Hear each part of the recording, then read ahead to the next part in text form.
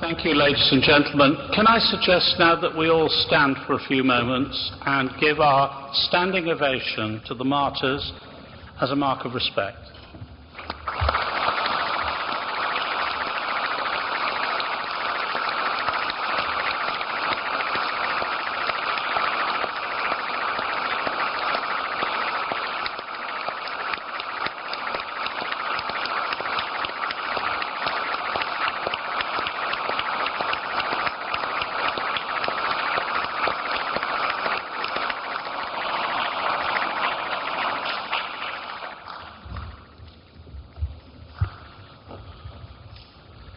Thank you very much indeed.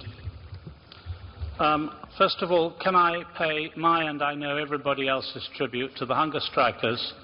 We know that they're striking for a very important issue and they deserve our enormous respect. Thank you very much.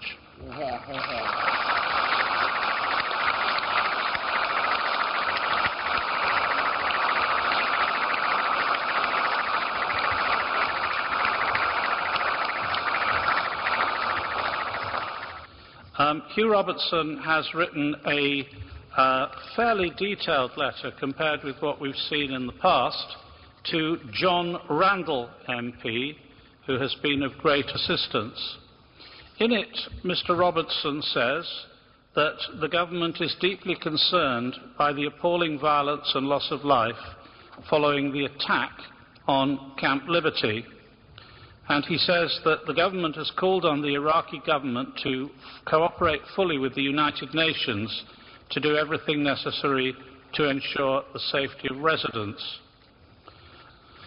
In my view, the UK government really needs to wake up to the evidence which has been accepted not only by the Washington Post, but by governments around the world. And, you know, our main focus must be to try and persuade the UK government, and particularly the Foreign Office, to act urgently to get the freedom of the hostages and to ensure that Camp Liberty residents not only live in security, but they live in civilised security. There are residents of Camp Liberty who are not even able to obtain basic medical treatment at the present time, and obviously that is unacceptable. It's actually not optional for the British and the United States and other governments to ensure the safety and well-being of Camp Liberty residents, because it is a treaty obligation under the 4th Geneva Convention. I think on the issues of Camp Ashraf and Camp Liberty, the United Nations has been doing no more than play what has turned out to be a very small and inadequate part in a bit of sacred drama.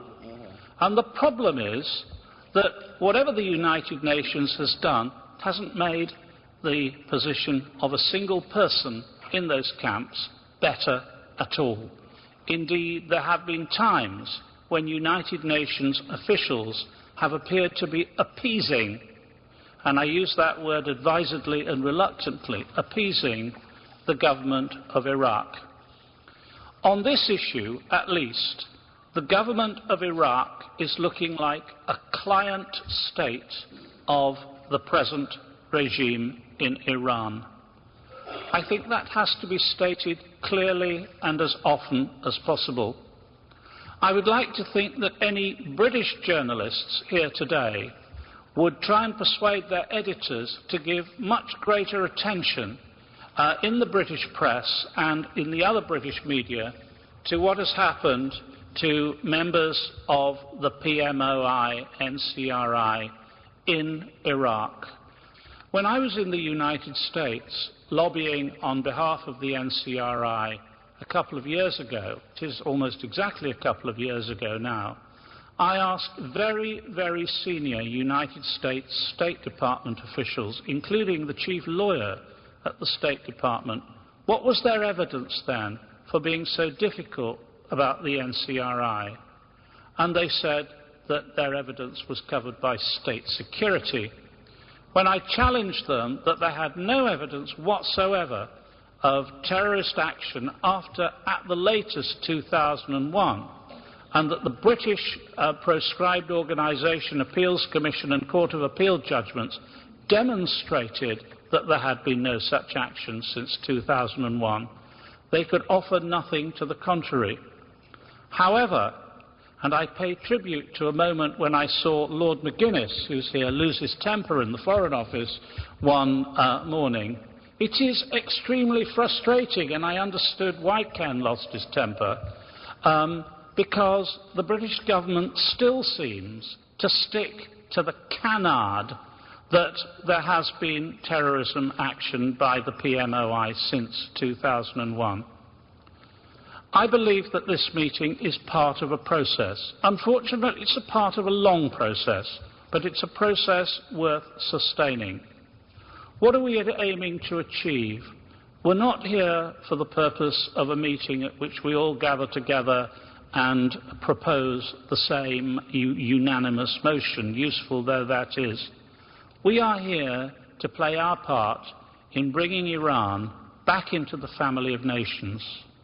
And what, in my view, as a lawyer, Iran needs and deserves more than anything, the rule of law.